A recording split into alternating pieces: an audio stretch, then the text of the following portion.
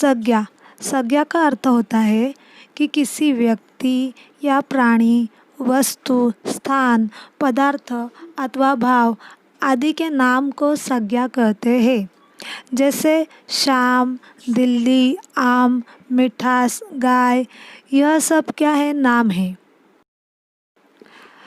संज्ञा के 5 भेद यानी प्रकार होते हैं।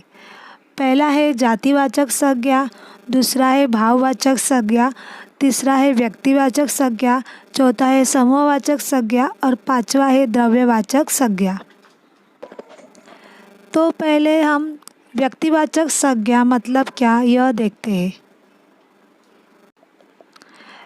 व्यक्तिवाचक संज्ञा यानी जिस शब्द से किसी विशेष व्यक्ति, वस्तु या स्थान के नाम का बोध हो उसे व्यक्तिवाचक संज्ञा कहते हैं।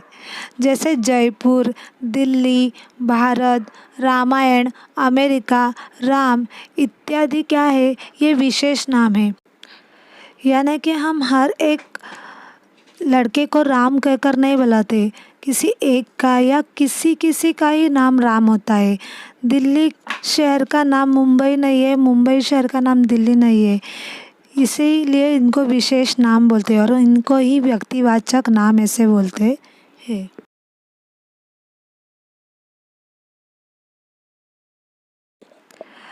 दूसरा प्रकार है जातिवाचक संज्ञा। इसका अर्थ होता है जिस शब्द से एक जाति के सभी प्राणियों अथवा वस्तुओं का बोध हो उसे जातिवाचक संज्ञा कहते हैं। जैसे घोड़ा, फूल, मनुष्य, वृक्ष इत्यादि जातिवाचक संज्ञा है। यहाँ पे घोड़ा यह एक प्राणियों की प्रजाति है, मतलब सभी घोड़ों को हम घोड़े ही कहते हैं, सभी फूलों को फूल ही कहते हैं, सभी मनुष्य को मनुष्य कहते हैं, सभी वृक्षों को वृक्ष कहते हैं। यह उनकी जाति है, तो इसीलिए इनको जातिवाचक संज्ञा ऐसे कहते हैं। अगला है समूहवाचक संज्ञा। जब किसी संज्ञा शब्द से व्यक्ति या वस्तु के समूह का बोध होता है तब उसे समूहवाचक संज्ञा कहते हैं। समूह मतलब क्या? तो उसे कहते हैं ग्रुप। तो यहाँ पे उदाहरण के तौर पे जैसे परिवार, कक्षा, सेना, भीड़, पुलिस आदि, यह समूहवाचक संज्ञा है।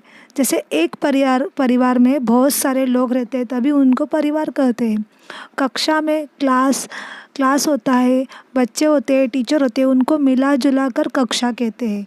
सेना मतलब बहुत सारे सैनिकों के ग्रुप को सेना कहते हैं।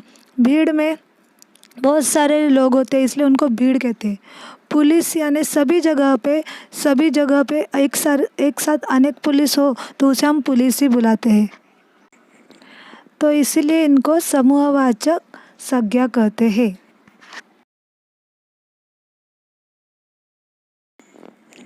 अगला है द्रव्यवाचक संज्ञा। जब किसी संज्ञा शब्द से किसी द्रव्य का बोध हो तो उसे द्रव्यवाचक संज्ञा कहते हैं। द्रव्य मतलब पदार्थ। किसी भी पदार्थ का अगर यहाँ पे बोध होता है तो जैसे पानी, लोहा, तेल, घी, दाल इत्यादि क्या है? पदार्थ है। जैसे दूध और दूसरे कौन से है? चावल, आटा, ये सब क्या है? द्रव्यवाचक संज्ञा।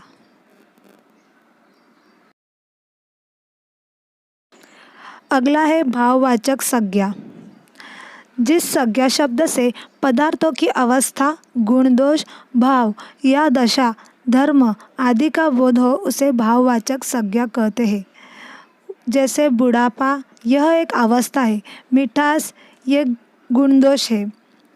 बचपन, मोटापा, चढ़ाई, थकावट और दूसरे अगर बोलने के लिए जाऊँ तो रोना, उदास, अच्छा, बुरा, कड़वा, ये सब क्या है? भाववाचक संज्ञा है। यहाँ पे सराव के लिए कुछ क्वेश्चन दिए गए हैं। पहला है महाभारत एक महान ग्रंथ है, तो इसमें महाभारत कौन सी संज्ञा है? बराबर व्यक्तिवाचक संज्ञा, क्योंकि यह एक विशेष ग्रंथ का नाम है। दूसरा है ज़्यादा दौड़ने से मुझे थकान हो जाती है। इसमें थकान कौन सी संज्ञा है? वेरी गुड, भाववाचक संज्ञा। तीसरा है 1 किलो तेल लेकर आओ। यहाँ पे तेल द्रव्यवाचक संज्ञा है। चौथा है पेड़ों पर पक्षी बैठे हैं। इसमें पक्षी है जातिवाचक संज्ञा। पांचवा है मैंने फूलों का गुलदस्ता खरीदा। यहाँ पे गुलदस्ता मतलब फूलों का ग्रुप, तो यहाँ पे गुलदस्ता है समूहवाचक संज्ञा।